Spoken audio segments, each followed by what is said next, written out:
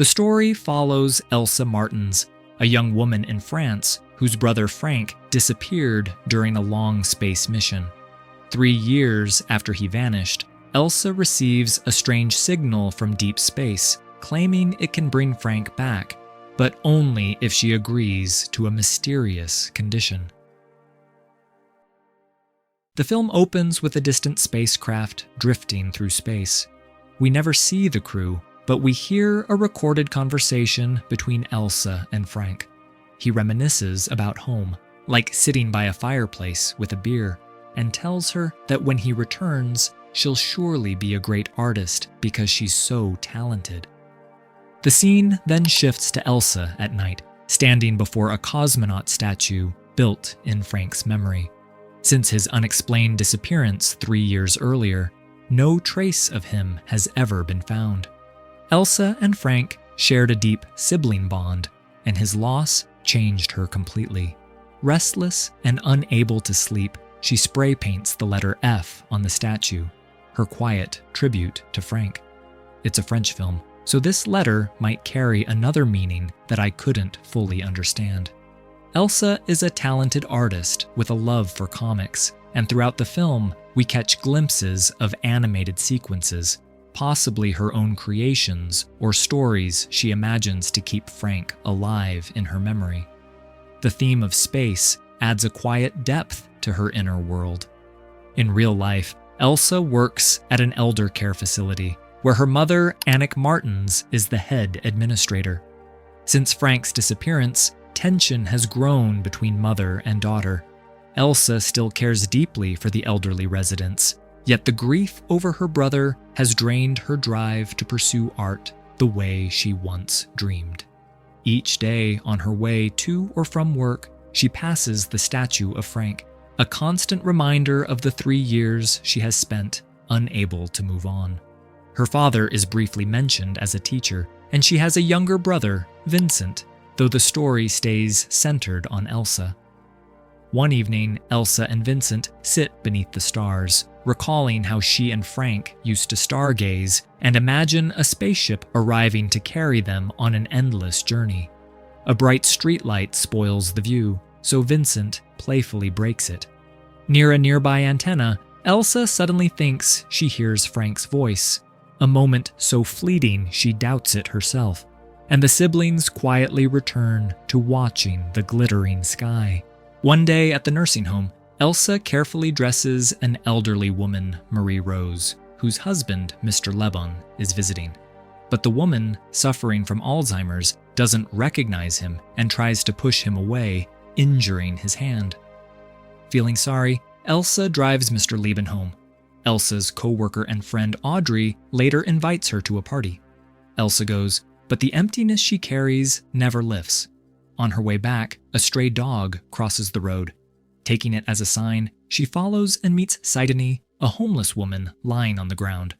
Sidonie, seemingly high, speaks strangely, claiming she can see Elsa's veins, and even snatches a bag of chips. Elsa lets it pass. I apologize in case I mispronounce any of these French characters' names. Instead of heading home, Elsa drives to the spot where she and Frank once stargazed, the same place where she thought she'd heard his voice the night before. Sitting in her car, she listens to music until the radio turns to static. Curious, she steps out near the antenna and notices dust swirling on the ground in a perfect circle, something that feels far from normal. When Elsa reaches into the circle, the air falls completely silent. Realizing this is no ordinary phenomenon, she stands inside the strange formation, surrounded by an eerie, absolute quiet. Inside the silent circle, Elsa suddenly hears Frank's voice. Overjoyed and shocked, she realizes she's speaking to her lost brother. When Elsa asks where he is, Frank replies, "We drifted. It's dark and empty. The crew is gone." She wonders how they can even communicate. Frank grows tense. "They're here, floating, watching me, inside my mind." He explains that an alien species has found him. According to them, there's a path home if Elsa helps. They need you. Look for a seed. it will let us stay in contact. The connection breaks. Elsa notices a strange, plant-like object nearby and instinctively places it in her ear. Frank's voice returns, but she quickly loses consciousness. When she wakes in her bed, she knows it wasn't a dream.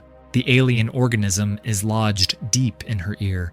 Panicking, she tries to remove it, but a voice warns her to stop.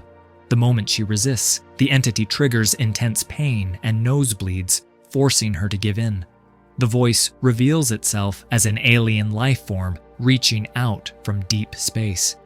Elsa begs it to leave her mind, but the entity insists. We need each other. Do as I say, and I'll go when our task is done. Desperate, Elsa asks if they can truly bring Frank back. The alien replies yes, if she helps them come to Earth, and warns her never to tell anyone about their contact. With no real choice, Elsa agrees. She presses for answers. Are you planning an attack on Earth? Will you spread and infect everyone? The being calmly denies it. We are only 5 and will remain 5. We have no plans of invasion.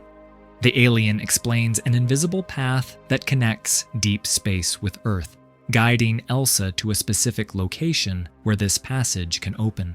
She asks why she was chosen, and the voice answers, because of your bond with Frank, you've already created the path.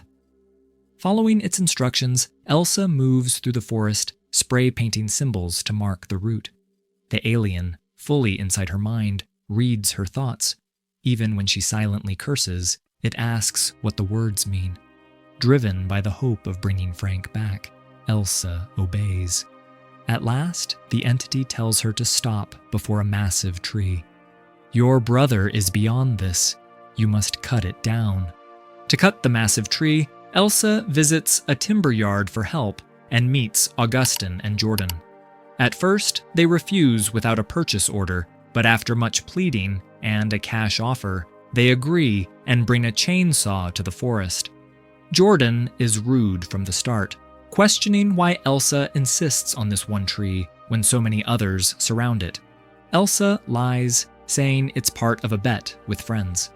As they work, Jordan grows intrusive, making Elsa uncomfortable. After the tree finally falls, Jordan sends Augustin back to the truck and then tries to assault Elsa. She fights back, but he hits her and doesn't stop. Augustin returns, shouting for him to back off, but it's too late. Elsa grabs the chainsaw and stops Jordan in self-defense. Jordan dies there on the spot. Shaken but determined, Elsa steadies herself. When she turns, both Augustin and Jordan have vanished. Suddenly, Augustin reappears, walking toward her with a blank expression. The alien voice explains that one of them has taken control of Augustin's body. His mind is asleep, but his body is theirs. They will eventually need 4 more human hosts. Terrified, Elsa vomits. She asks what happened to Jordan, and the voice replies that he was too badly hurt to be of any help. When Elsa demands to speak with Frank, the alien warns her not to give orders. We can take your body too. We no longer need you, but you still need us. After Elsa insists, the alien finally allows contact. In an instant, she finds herself aboard Frank's spacecraft, where he lies, sleeping in his chamber. It feels dreamlike, yet real. Animated visuals reveal a world inside Elsa's mind as she talks with her brother. To prove it's truly him, she asks for a childhood memory only they would know. Frank recalls how she once worked on a comic she kept hidden in a drawer, never letting anyone read it. Before fading, Frank whispers, "Don't stray from the path. You'll bring me back, right?" Elsa remains silent. After dropping Augustin off, Elsa asks the alien what he is experiencing. He's in a boat, trying to catch a huge blue fish. The voice replies, assuring her he's trapped in a peaceful dream. Curious, Elsa wonders why they need her to choose the next hosts. The alien explains she will make careful decisions, selecting people with no close family or friends, so no one notices their disappearance. Elsa must find 4 more people within 3 days, before the cosmic pathway closes. Later, Elsa speaks with her younger brother Vincent, posing a hypothetical question. If you could bring Frank back but had to make 4 people vanish without hurting them, who would you choose? Vincent hesitates. 1 life for 4? Isn't that too much? Pressed by Elsa, he first suggests disabled people who might be unhappy, but quickly rethinks it. Finally, he says those with no family or connections might suffer the least. The conversation leaves Elsa deeply unsettled. Sacrificing 5 strangers to save Frank feels selfish and cruel. Yet she recalls the elderly residents at the care center, lonely people few would miss, and wonders if the aliens' plan could unfold there without anyone realizing these hosts were no longer human. And anyway, the aliens never set any condition that they needed a young host, so it was the right decision. Sometimes the care center organized short trips for residents, and Elsa secretly chose the forest path where Jordan and Augustine had vanished. She led 3 elderly residents there, reassured by the aliens' promise that they would feel no pain and simply drift into a deep sleep. As they stepped onto the marked trail, 2 of them lifted silently into the air and disappeared. 1 man stumbled and fell behind, missing the path's pull. Elsa rushed to help him, horrified by what she'd witnessed. Before she could react further, her co-worker Audrey arrived. To avoid suspicion, Elsa stayed calm while the aliens quietly reclaimed the 2 bodies they had taken. Later, Elsa's mother called her to the office. She gently urged Elsa to move on from the nursing home and find her own purpose. We all miss Frank, but life can't stop. We have to learn to be happy again. Elsa, still burdened by grief, asked sharply, "Have you truly moved on?" Her mother admitted the pain never fades, but insisted that living fully is the only way forward, a lesson Elsa struggles to accept. Elsa finally asks the aliens who they really are. "We have no fixed form," the voice explains. "We take the existence of others. When one journey ends, we begin another." When Elsa wonders why they want to live like humans, the alien replies, "By becoming you, we feel life. Endless survival alone isn't living." Elsa quietly answers, "Being alive forever isn't the same as truly living. But maybe these aliens didn't think like us. Their way of seeing the universe was completely different." Soon, Augustin, now fully under alien control, tells her that a man arrived on a bike searching for his brother Jordan. "Is that a problem?" the alien asks. Elsa says, "Yes. Everyone wants their loved ones back." The next day, a strange sound fills Elsa's ear. Frank is fading. The alien warns she has only 6 hours before the cosmic path closes, and she still needs 2 more hosts. Desperate, Elsa sneaks into her parents' room to steal sleeping pills, planning to drug someone for the aliens. But her father unexpectedly enters, worried for her. Her father knew that Elsa missed her brother deeply and thought about him all the time, so he comforted her and held her close. The next day, Elsa takes the homeless woman Sidonie to a small restaurant under the pretense of sharing a meal. Sidonie's only family is a mother who despises her, a fact that weighs on Elsa but leaves her feeling she has no choice. While Sidonie steps away, Elsa slips sleeping pills into her drink and later leads her to the hidden forest path, where Sidonie vanishes. According to Elsa, this was also a good decision. After all, that homeless woman's life had been extremely difficult.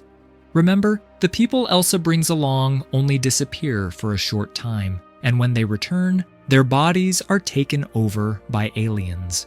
For the final host, Elsa turns to Marie-Rose, already under alien control, hoping together they can bring Marie-Rose's husband, Mr. Laban. But when they reach his house, they find he has taken his own life, unable to cope with his wife's condition. Panicked and running out of time, Elsa races back to her car. The alien warns that if she fails to provide the last body, it will descend to Earth using Frank's body instead. Elsa breaks down, pleading that they can't take her brother. She vows to do anything to bring Frank back, yet feels utterly powerless.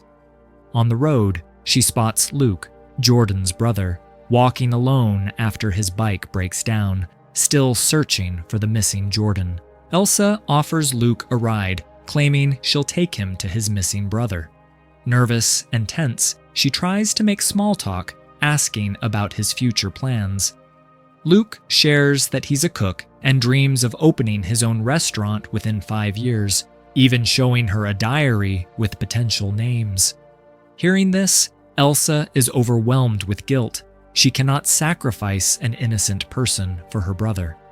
Abruptly, she pulls over and tells Luke to get out. Startled, he hesitates until Elsa yells for him to leave, sending him away unharmed. Only 10 minutes remained. If Elsa didn't offer another body, the aliens would claim Frank's. Sobbing, she begged to speak with her brother one last time. Frank wasn't angry.